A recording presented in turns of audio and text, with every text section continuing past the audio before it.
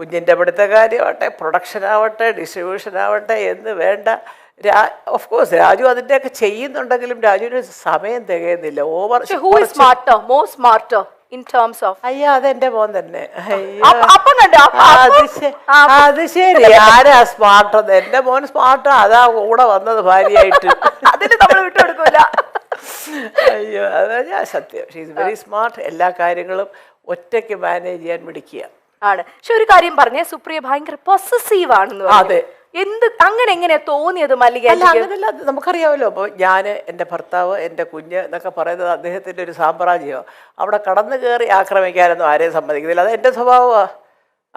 എന്താ അമ്മയ്ക്ക് ഞങ്ങളുടെ കൂടെ വന്നത്? വേണ്ട, എനിക്കിതാ ഇഷ്ടം. എല്ലാ 2 മക്കളും കൂടെ വിളിക്കും വാമ്മേ വാമ്മേ വാമ്മേ.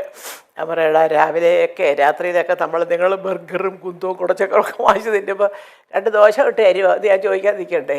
വേണ്ട, ഞാൻ എൻ്റെ ജോലിക്കാരും ഒക്കെ ആയിട്ട് എല്ലാവരും എനിക്കുണ്ട് അതിൻ്റെ സെറ്റപ്പുകളൊക്കെ. അതാണ് സന്തോഷം. നിങ്ങൾക്ക് എപ്പോൾ അമ്മ ഉണ്ടാക്കുന്ന ആഹാരമാണോ അപ്പോൾ ഇങ്ങോട്ട് പോര്.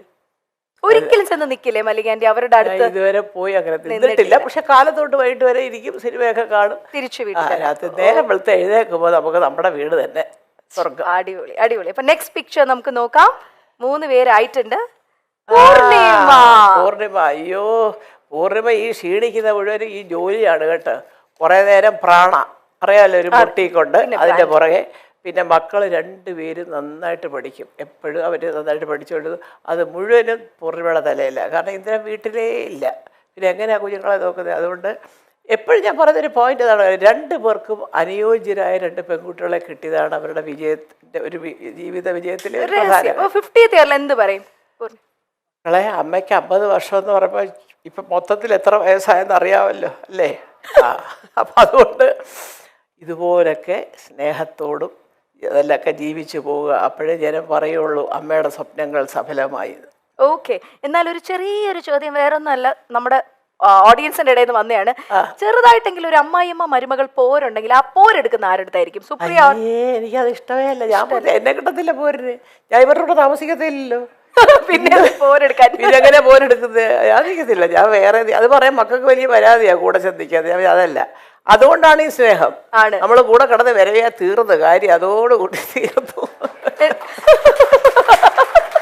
അല്ല, എന്നാൽ ഒരു ഇച്ചിരി മല്ലികാന്റിക്ക് ഇവളെ ഒന്ന് സൂക്ഷിക്കുന്നതാണ് നല്ലതെന്ന് തോന്നിയത് ഇവരിൽ ആരെയാണ്?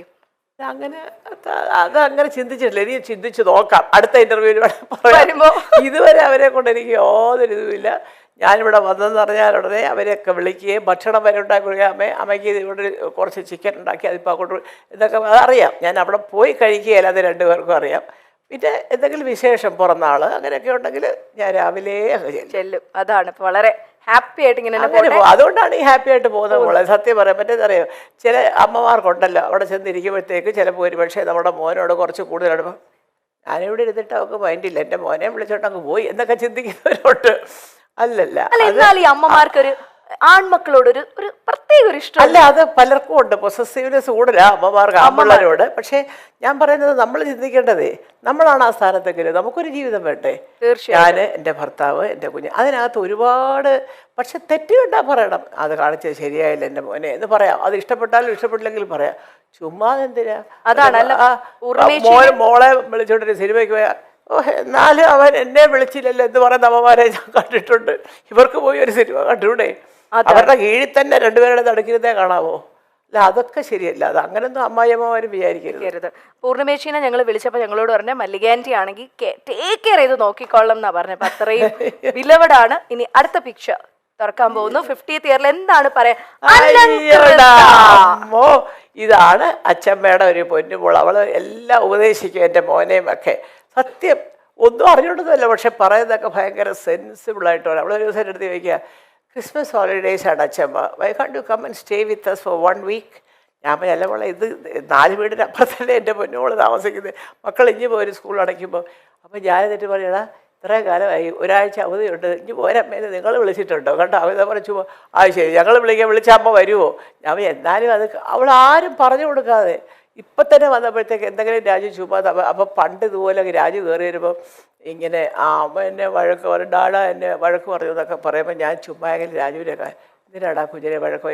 അപ്പോൾ അവൻ ചുമ്മാതാവേ ഞാൻ ഒന്ന് പറയുന്നത് പറയാം. പിന്നെ അവൾ വരുമ്പോൾ എങ്ങനെ അറിയോ, കഥ എടുക്കുമ്പോഴേ എന്നെ കുറച്ച് ചുമ്മാതാ. അപ്പം അവിടെ ധാരണ ഒരടിയെങ്കിലും കൊടുക്കണമെങ്കിൽ അച്ഛമ്മയുടെ ഒരു സഹായം വേണം. അല്ല അപ്പൊ എന്ത് പറയാ അലങ്കൃതയോട് എന്ത് പറയും? അലങ്കൃത അച്ഛമ്മയുടെ തക്കുടുവാണ്. I know that she is a very intelligent girl.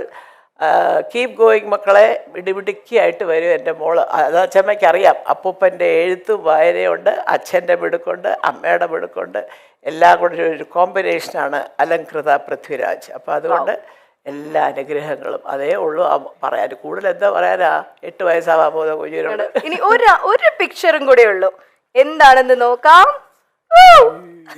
50-ാം വർഷത്തില് എനിക്ക് തോന്നുന്നു ഏറ്റവും കൂടുതൽ മല്ലിക ആന്റി ആ 50th ഇയറിൽ മിസ് ചെയ്തത് സുഖേട്ടനെയാണോ? തീർച്ചയായിട്ടും. എന്താ സംശയം മോളെ, കൊള്ളാം. എനിക്ക് ജീവിതം തന്ന, എനിക്കിതെല്ലാം തന്ന ഒരു ദൈവ അവതാരം പോലെയുള്ള ഒരു മനുഷ്യനാണ് അദ്ദേഹം. അദ്ദേഹം ഇല്ലാതെയൊക്കെ ഇതിങ്ങനെ കൊണ്ടുപോകുന്നത് ഒരുപാട് കാര്യങ്ങൾ ഞാൻ സഹിക്കുന്നുണ്ട്, പക്ഷേ അത് പുറത്ത് പറയുന്നില്ലെന്ന് മാത്രം. എനിക്കിങ്ങനെ ഒരു ജീവിതം കിട്ടുമെന്ന് സ്വപ്നത്തിൽ പോലും ഞാൻ വിചാരിച്ചല്ല. അതും ആ ഒരു കഷ്ടപ്പാടുമില്ലാതെ ജീവിതം മുമ്പോട്ട് കൊണ്ടുപോകാനായിട്ട് എല്ലാം തയ്യാറാക്കി വെച്ചിട്ട് കറക്റ്റായിട്ട് പോയ ഒരാളാണ് അദ്ദേഹം. ഇദ്ദേഹം ഇല്ലെങ്കിൽ ഇവരാരുമില്ല, എല്ലാം ബിഗ് സീറോയാണ് പിന്നെ. എന്നാലും എന്തായാലും ഒരു കാര്യം ഇപ്പൊ സുഖേട്ടൻ ഇത് കാണുന്നുണ്ട്. മല്ലിക ആന്റി പറഞ്ഞു ഞാൻ കാണാറുണ്ട്, സംസാരിക്കാറുണ്ട് എന്നൊക്കെ പറഞ്ഞു. വീട്ടിലിരുന്ന് പറയാറുണ്ട് മക്കളോട്, എന്നെക്കാട്ടിൽ നല്ല ആർട്ടിസ്റ്റാണ് നിൻ്റെ അമ്മ എന്ന്. അതുകൊണ്ടാണോ എന്നറിയില്ല, അതോ എപ്പോഴും പറയും എടപ്പാളുകാർ നേരത്തെ പോകും, 55 വയസ്സാണ് മാക്സിമം ആയുസ് എന്നൊക്കെ പറയും. ഏതായാലും എൻ്റെ സുഖേട്ടായി ഇത്രത്തോളം എത്തി ഉണ്ടായിരുന്നെങ്കിൽ എനിക്ക് എന്തൊരു ബലമായിരുന്നേനെ. അതൊന്ന് ആലോചിച്ച് നോക്കിയാൽ മതി അവിടെ ഇരുന്ന് കേട്ടാ. ഞാൻ ഒന്നും പറയുന്നില്ല.